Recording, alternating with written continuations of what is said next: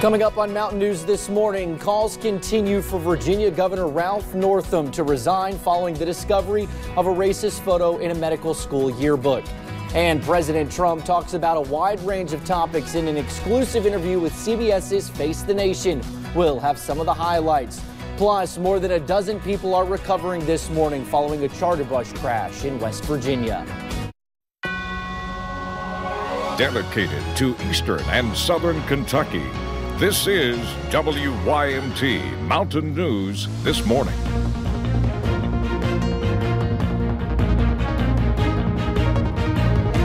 Good morning. It is 4:59. I'm Will Puckett on Monday, February the 4th. Thank you for tuning into Mountain News this morning. If you walk out your door this weekend, temperatures were much higher than we saw last week, and a lot of people are probably rejoicing this morning. Let's bring Brandon Robinson on the fold to give us a better breakdown of what to expect on the Monday after the Super Bowl. Brandon, good morning. Good morning to you, my friend, and we're going to see clean sweeps this morning as we head out the door on live pinpoint Doppler radar, so no major issues to report this morning. Maybe a little fog down toward the Kentucky-Tennessee border, but a wide range of temperatures, anywhere from close to freezing or just below freezing to close to 50 degrees. It's that Valley Ridge split this morning. So take those jackets, take the umbrellas. You may need them a little bit later today as we see rain chances increase as we head into the afternoon hours. But look at that, 65 for a daytime high. Will? All righty, Brandon, thank you. Well, Virginia Governor Ralph Northam says he is not going to resign. The calls for him to step down started after controversy erupted when a racist photo from Northam's medical school yearbook page surfaced online. CBS's Ed O'Keefe has the latest. But I believe then and now that I am not either of the people in that photo. Virginia Democratic Governor Ralph Northam now says that the racist photo that appears on his medical school yearbook is not of him. But Friday night, after the photo first surfaced, he apologized for appearing in the photo. So why the change? My belief that I did not wear that costume or attend that party stems in part from my clear memory of other mistakes I made in the same period of my life. Northam admitted to another moment in 1984 when he blackened his face for a dance competition. I darkened my face as part of a Michael Jackson costume. I look back now and regret that I did not understand the harmful legacy of an action like that. Today! Today!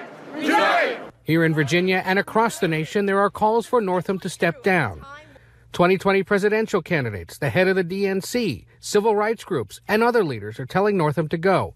The state's two Democratic senators, Mark Warner and Tim Kaine, say that Northam should step down and allow the Commonwealth to begin healing. President Trump also tweeted about Northam, saying what he did is unforgivable. When will you know that you're not being effective? We're going to move forward from today. We'll take one day at a time. The state's Democratic lieutenant governor would take over if Northam steps down. He's 39-year-old Justin Fairfax, who would be the nation's youngest and only currently serving black governor.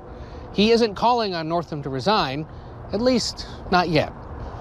Ed O'Keefe, CBS News, Richmond, Virginia. Now, many high-ranking Democratic leaders are among those calling for the governor's resignation.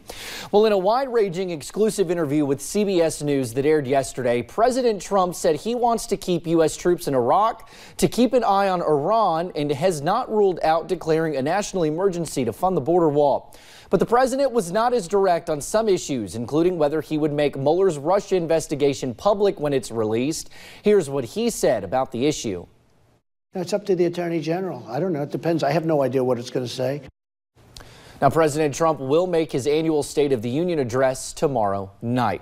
Well, in local news this morning, after months of financial problems, Martin County Sheriff John Kirk says he will make more cuts starting today. In a post on Facebook, Sheriff Kirk said he will have to lay off one office employee and also look into cutting a court security position. He also stated that he will pull his only deputy to day shift and shorten the office hours to half a day. We plan to reach out to officials and we'll have updates as we hear back. Well, more than a dozen people are recovering this morning after a charter bus crash carrying a high school girls basketball team rolled over in West Virginia. It happened Saturday night in the Beckley area along an Interstate 64 entrance ramp. Officials say 12 students and 2 adults were hurt. They were taken to the hospital and were later cleared to go home. Police did not say what caused the crash. Also in West Virginia, a deputy 911 director was suspended for a graphic Facebook post. News outlets in Becklet report Mark Wilson was placed on administrative leave following this Facebook post. The caption referenced President Trump's proposed border wall. It reads, "Be thankful Donald Trump is building the wall. Mine would look more like this." Well, Union College signs a 5-year lease agreement with the Knox County Golf Course to keep it alive in the community. Mayor David Thompson says until now, many question if board members could keep the Indian Springs Country Club running. Faculty at Union College announced their agreement with the board, naming them operator of the club back in January. In a statement, the college's executive director of development, Brian Strunk, says, "We are very excited about the addition of Indian Springs to Union College. The school will put together an operations team and prepare to open the course this spring." It's not a revenue you probably don't see, but any loss in the community, especially a place like this where families come to, would have been a loss for our community. Now, in the college's statement, officials went on to say they will also look into possibly offering a membership pairing with the Stivers Aquatic Center.